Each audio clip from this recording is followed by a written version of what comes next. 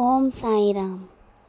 ये कहानी एक गरीब बंसी वाले की है जिसका नाम गोपाल है, जिसने अपने अंतिम समय में भी साईं बाबा पर विश्वास नहीं छोड़ा।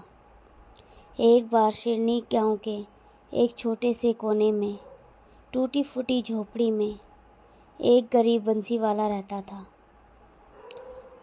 उसने ना शादी की थी, ना उसके बीवी बच्चे थे। वो अकेला ही उस झोपड़ी में रहता था।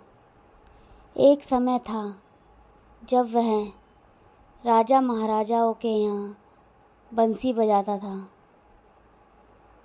उसकी बंसी की धुन इतनी मधुर थी कि सब लोग सुनकर मोहित हो उठते थे। पर आज वो इतना बीमार हो चुका है, उसका कोई साथ नहीं है। लेकिन वह साईं बाबा का बहुत बड़ा भक्त था। साईं बाबा की हमेशा प्रार्थना पूजा करता था।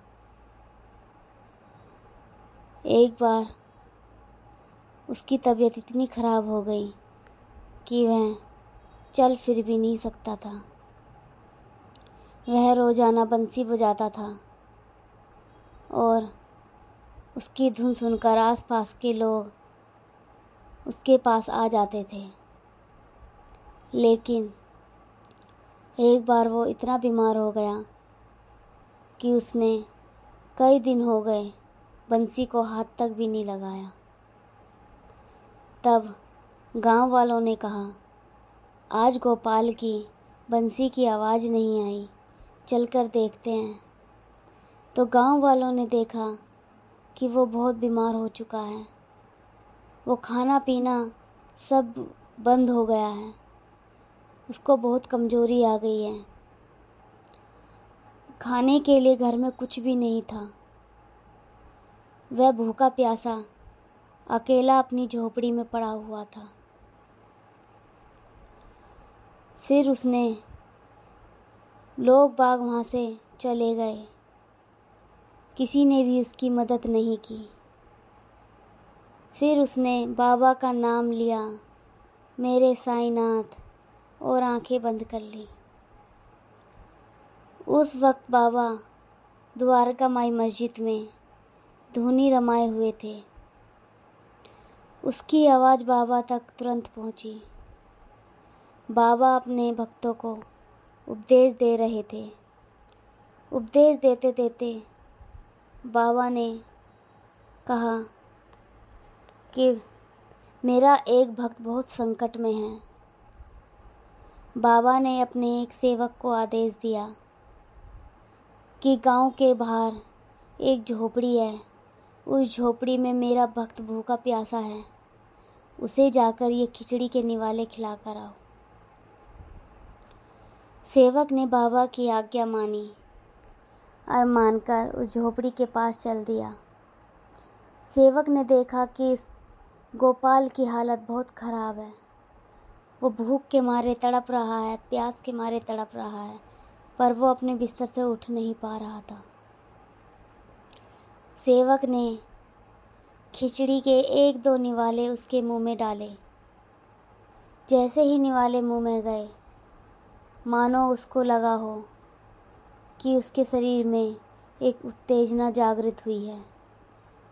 उसने तुरंत आंखें खोली और बाबा की दी हुई खिचड़ी खुद अपने हाथों से खाई। फिर पानी पिया। कुछ दिन तक ऐसे ही चलता रहा। बाबा उसके लिए खाना पानी भेजते रहे, लेकिन उसे पता चल गया था कि मेरा अंतिम समय आने वाला है। उसने एक दिन बंसी बजाई, पूरे दिन बंसी बजाई, रात को भी।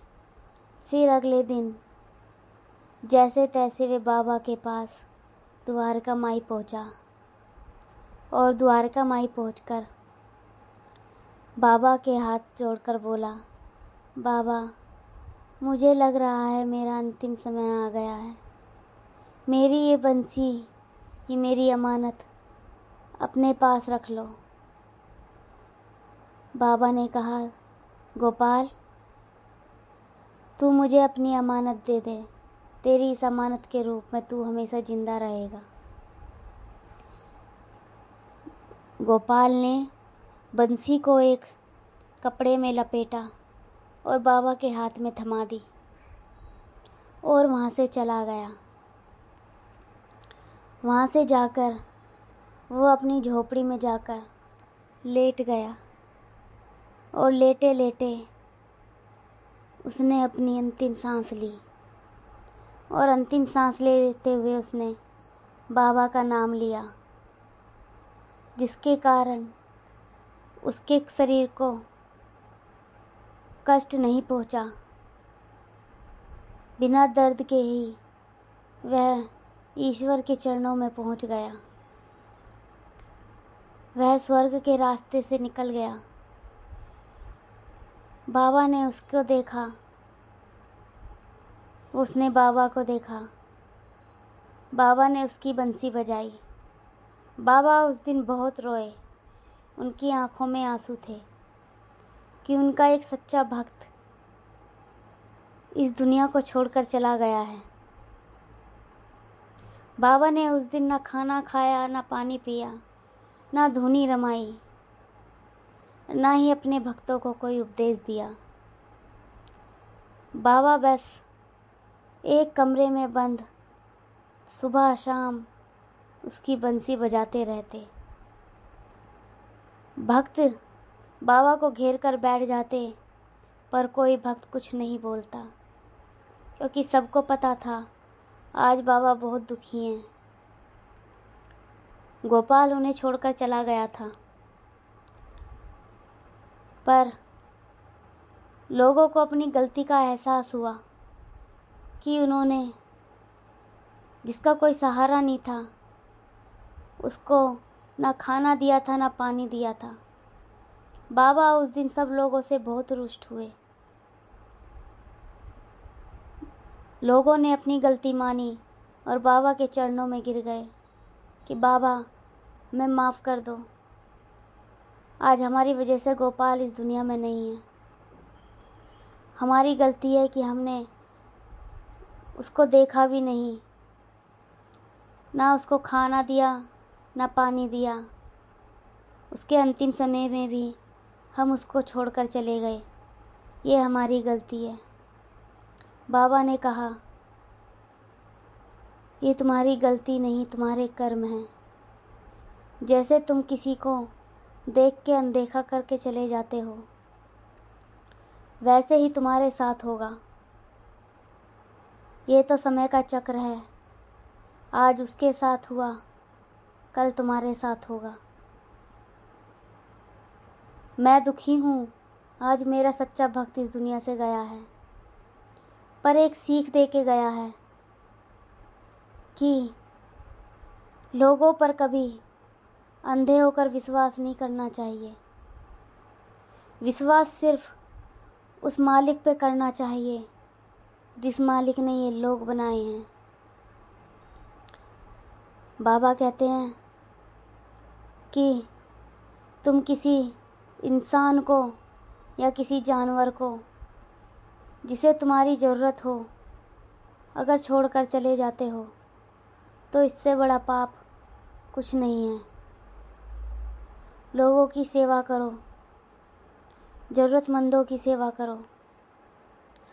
पशु पक्षी जीव जंतु को अगर चोट लगी हो, उन्हें तुम्हारी ज़रूरत हो, वे बोल भी नहीं सकते, उनको दवाई औषधि के रूप में उनका इलाज करो।